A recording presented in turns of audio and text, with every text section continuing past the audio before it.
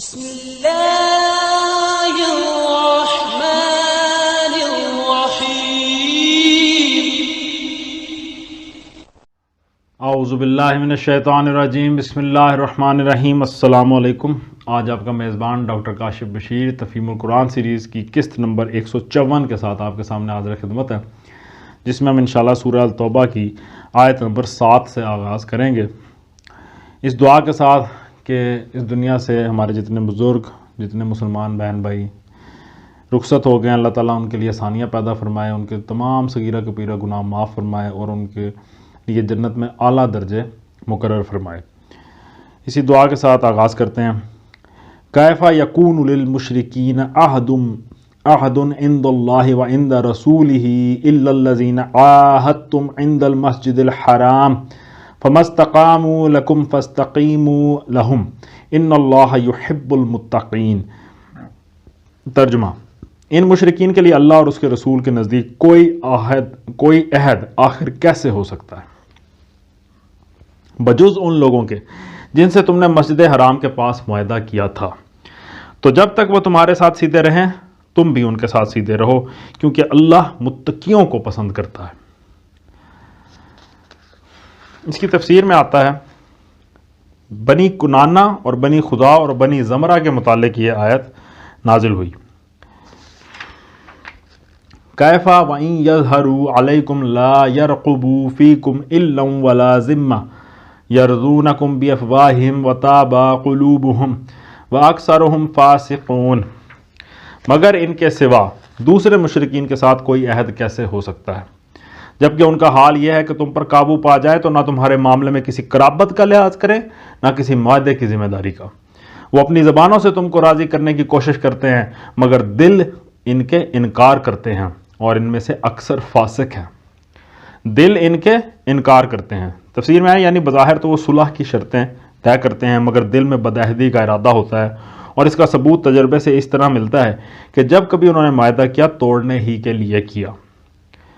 آیت کے آخر میں آیا کہ ان میں سے اکثر فاسق ہیں۔ تفسیر میں آتا ہے یعنی ایسے لوگ ہیں جنہوں نے اخلاقی ذمہ داریوں کا احساس ہے اور نہ ہی اخلاق کی پابندیوں کے توڑنے میں کوئی باک محسوس کرتے ہیں۔ اشتروا بآیات اللہ ثمنا قلیلا فصدوا عن سبیلہ انہم ساء ما كانوا یعملون۔ ترجمہ: انہوں نے اللہ کی آیات کے بدلے تھوڑی سی قیمت قبول کر لی، پھر اللہ کے راستے میں سد راہ بن کر کھڑے ہو گئے، بہت برے کرتوت تھے جو یہ کرتے رہے۔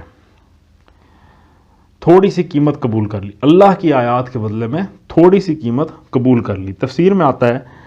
یعنی ایک طرف اللہ کی آیات ان کو بھلائی اور راستی اور قانون حق کی پابندی کا بلاوا دے رہی ہیں، دوسری طرف دنیاوی زندگی کے وہ چند روزے فائدے ہیں جو خواہش نفس کی بے لگام پیروی سے حاصل ہوتے ہیں۔ ان لوگوں نے ان دونوں چیزوں کا موازنہ کیا اور پھر پہلی کو چھوڑ کر دوسری چیز کو اپنے لیے چن لیا۔ آیت کے آخر میں آیا کہ پھر اللہ کے راستے میں سد راہ بن کر کھڑے ہو گئے، بہت برے کرتوت تھے جو یہ کرتے رہے۔ یعنی ان ظالموں نے اتنے ہی پر اکتفا نہ کیا کہ ہدایت کے بجائے گمراہی کو خود اپنے لیے پسند کر لیا، بلکہ اس سے آگے بڑھ کر انہوں نے کوشش یہ کی کہ دعوت حق کا کام کسی طرح چلنے نہ پائے، خیر و صلاح کی اس پکار کو کوئی سننے نہ پائے، بلکہ وہ منہ ہی بند کر دیے جائیں جن سے یہ پکار بلند ہوتی ہے۔ جس صالح نظام زندگی کو اللہ تعالیٰ زمین میں قائم کرنا چاہتا تھا، اس کے قیام کو روکنے میں انہوں نے ایڑی چوٹی کا زور لگا دیا اور ان لوگوں پر عرصہ حیات تنگ کر دیا جو اس نظام کو حق پا کر اس کے متبع بنے تھے۔ لا يرقبون فی مومن الا ولا ذمہ واولئک هم المعتدون۔ ترجمہ: کسی مومن کے معاملے میں نہ یہ قرابت کا لحاظ کرتے ہیں اور نہ کسی عہد کی ذمہ داری کا، اور زیادتی ہمیشہ انہی کی طرف سے ہوئی ہے۔ فَإِن تَابُوا وَأَقَامُوا الصَّلَاةَ وَآتُوا الزَّكَاةَ فَإِخْوَانُكُمْ فِي الدِّينِ وَنُفَصِّلُ الْآيَاتِ لِقَوْمٍ يَعْلَمُونَ۔ ترجمہ: پس اگر یہ توبہ کر لیں اور نماز قائم کریں اور زکوٰۃ دیں تو تمہارے دینی بھائی ہیں، اور جاننے والوں کے لیے ہم اپنے احکام واضح کیے دیتے ہیں۔ تفسیر میں آتا ہے یہاں پھر یہ تصریح کی گئی ہے کہ نماز اور زکوٰۃ کے بغیر محض توبہ کر لینے سے وہ تمہارے دینی بھائی نہیں بن جائیں گے، اور یہ جو فرمایا گیا کہ اگر ایسا کریں تو وہ تمہارے دینی بھائی ہیں، تو اس کا مطلب یہ ہے کہ یہ شرائط پوری کرنے کا نتیجہ صرف یہی نہیں ہوگا کہ تمہارے لیے ان پر ہاتھ اٹھانا اور ان کے جان و مال سے تعرض کرنا حرام ہو جائے گا، بلکہ مزید برآں اس کا فائدہ یہ بھی ہوگا کہ اسلامی سوسائٹی میں ان کو برابر کے حقوق حاصل ہو جائیں گے۔ معاشرتی، تمدنی اور قانونی حیثیت سے وہ تمام دوسرے مسلمانوں کی طرح ہوں گے، کوئی فرق و امتیاز ان کی ترقی کی راہ میں حائل نہ ہوگا۔ وَإِن نَكَثُوا أَيْمَانَهُم مِّن بَعْدِ عَهْدِهِمْ وَطَعَنُوا فِي دِينِكُمْ فَقَاتِلُوا أَئِمَّةَ الْكُفْرِ إِنَّهُمْ لَا أَيْمَانَ لَهُمْ لَعَلَّهُمْ يَنْتَهُونَ۔ ترجمہ: اور اگر عہد کرنے کے بعد یہ پھر اپنی قسموں کو توڑ ڈالیں اور تمہارے دین پر حملے کرنے شروع کر دیں تو کفر کے علم برداروں سے جنگ کرو، کیونکہ ان کی قسموں کا کوئی اعتبار نہیں، شاید کہ پھر تلوار ہی کے زور سے وہ باز آئیں گے۔ اس کی تفسیر میں آتا ہے کہ اس جگہ سیاق و سباق خود بتا رہا ہے کہ قسم اور عہد و پیمان سے مراد کفر چھوڑ کر اسلام قبول کر لینے کا عہد ہے، اس لیے کہ ان لوگوں سے اب کوئی اور معاہدہ کرنے کا تو کوئی سوال باقی ہی نہ رہا تھا۔ پچھلے سارے معاہدے وہ توڑ چکے تھے، ان کی عہد شکنیوں کی بنا پر ہی اللہ اور اس کے رسول کی طرف سے برات کا اعلان انہیں صاف صاف سنایا جا چکا تھا۔ یہ بھی فرما دیا گیا تھا کہ آخر ایسے لوگوں کے ساتھ کوئی معاہدہ کیسے کیا جا سکتا ہے، اور یہ فرمان بھی صادر ہو چکا تھا کہ اب انہیں صرف اسی صورت میں چھوڑا جا سکتا ہے کہ یہ کفر و شرک سے توبہ کریں، اقامت صلاۃ اور اعطاء زکوٰۃ کی پابندی قبول کر لیں۔ اس لیے یہ آیت مرتدین سے جنگ کے معاملے میں بالکل صریح ہے۔ دراصل اس میں اس فتنہ ارتداد کی طرف اشارہ ہے جو 1.5 سال بعد خلافت صدیقی کی ابتدا میں برپا ہوا۔ حضرت ابوبکر رضی اللہ تعالیٰ عنہ نے اس موقع پر جو طرز عمل اختیار کیا وہ ٹھیک اس ہدایت کے مطابق تھا جو اس آیت میں پہلے ہی دی جا چکی تھی۔ الا تقاتلون قوما نکثوا ایمانهم وهموا باخراج الرسول وهم بدؤوكم اول مرة اتخشونهم فالله احق ان تخشوه ان كنتم مؤمنین۔ ترجمہ: کیا تم نہ لڑو گے ایسے لوگوں سے جو اپنے عہد توڑتے رہے ہیں اور جنہوں نے رسول کو ملک سے نکال دینے کا قصد کیا تھا، اور زیادتی کی ابتدا کرنے والے وہی تھے؟ کیا تم ان سے ڈرتے ہو؟ اگر تم مومن ہو تو اللہ اس کا زیادہ مستحق ہے کہ اس سے ڈرو۔ کیا تم نہ لڑو گے؟ تفسیر میں آتا ہے اب تقریر کا رخ مسلمانوں کی طرف پھرتا ہے اور ان کو جنگ پر ابھارنے اور دین کے معاملے میں کسی رشتہ و قرابت اور کسی دنیاوی مصلحت کا لحاظ نہ کرنے کی تعلیم دی جاتی ہے۔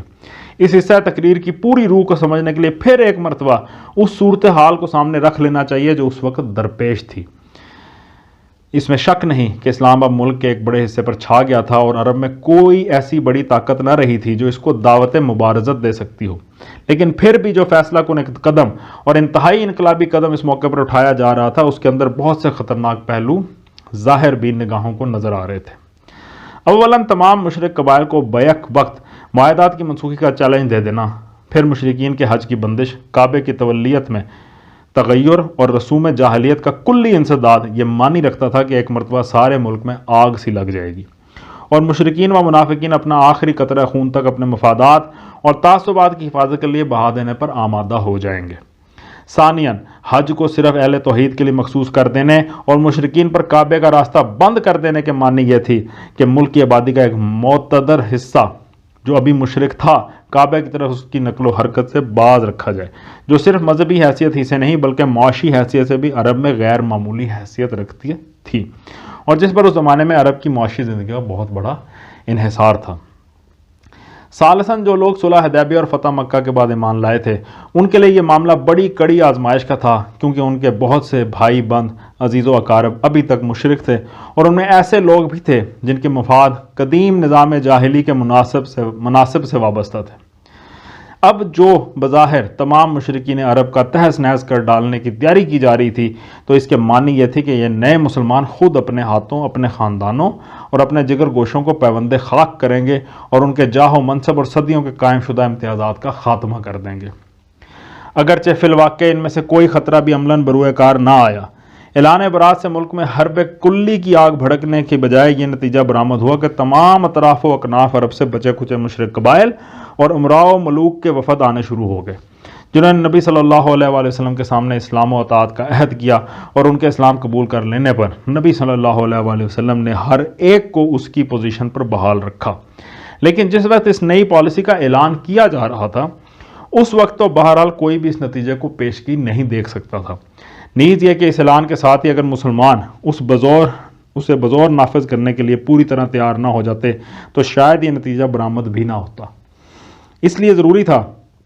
کہ مسلمانوں کو اس موقع پر جہاد فی سبیل اللہ کی پرجوش تلقین کی جاتی اور ان کے ذہن سے ان تمام اندیشوں کو دور کیا جاتا جو اس پالیسی پر عمل کرنے میں ان کو نظر آ رہے تھے، اور ان کو ہدایت کی جاتی کہ اللہ کی مرضی کو پورا کرنے میں انہیں کسی چیز کی پرواہ نہ کرنی چاہیے۔ اسی آیت کے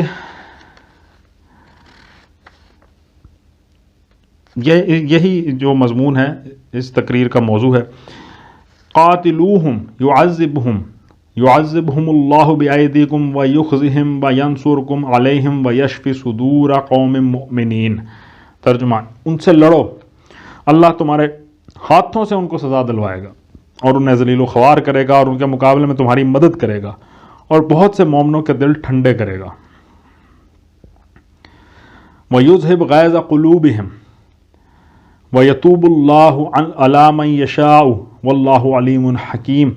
ترجمہ، اور ان کے قلوب کی جلن مٹا دے گا اور جسے چاہے گا توبہ کی توفیق بھی دے گا، اللہ سب کچھ جاننے والا اور دانا ہے،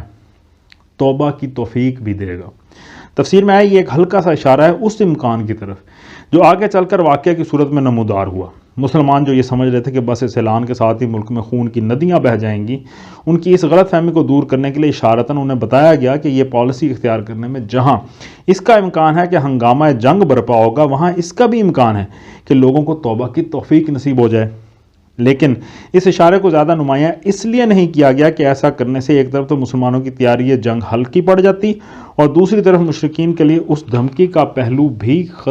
خفیف ہو جاتا جس نے انہیں پوری سنجیدگی کے ساتھ اپنی پوزیشن کی نزاکت پر غور کرنے اور بالآخر نظام اسلامی میں جذب ہو جانے پر آمادہ کیا۔ ام حسبتم ان تترکوا ولما يعلم الله الذين جاهدوا منكم ولم يتخذوا من دون الله ولا رسوله ولا المؤمنين وليجة والله خبير بما تعملون۔ ترجمہ، کیا تم لوگوں نے یہ سمجھ رکھا ہے کہ یوں ہی چھوڑ دیے جاؤ گے،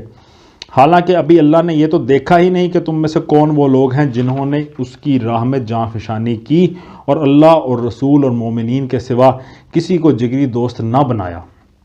جو کچھ تم کرتے ہو اللہ اس سے باخبر ہے۔ تفسیر میں آتا ہے خطاب ہے ان نئے لوگوں سے جو قریب کے زمانے میں اسلام لائے تھے۔ ان سے ارشاد ہو رہا ہے کہ جب تک تم اس آزمائش سے گزر کر یہ ثابت نہ کر دو کہ واقعی تم خدا اور اس کے دین کو اپنی جان و مال اور اپنے بھائی بندوں سے بڑھ کر عزیز رکھتے ہو، تم سچے مومن قرار نہیں دیے جا سکتے۔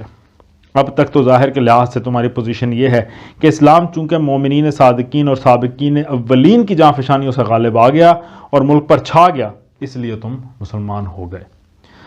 صدق اللہ العلی العظیم۔ الحمدللہ، آج ہم نے سورہ التوبہ کی آیت نمبر 16 تک کا ترجمہ اور تفسیر پر غور کرنے کی کوشش کی ہے۔ اللہ تعالیٰ سے دعا ہے کہ اللہ تعالیٰ ہماری اس کوشش کو قبول فرمائے اور اس کی برکت سے